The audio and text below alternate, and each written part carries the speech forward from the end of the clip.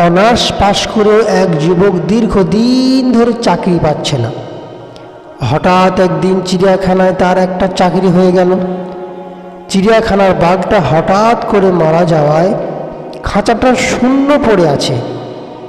কর্তৃপক্ষ বলল, তুমি যদি খাঁচার ভেতর একটা বাঘের পোশাক পরে বাঘের মতো তর্জন গর্জন দিতে পারো তাহলে মাসে 8,000 টাকা পাবে।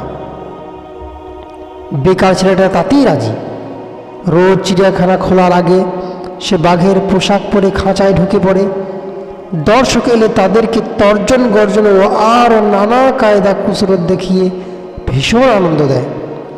একদিন সেই বেড়া ধরে লাফিয়ে নেচে কুদে মজা দেখাতে গিয়ে পুরনো বেড়া ভেঙে সে গিয়ে পড়ল সিংহের খাঁচার ভিতর। এখন কি হবে?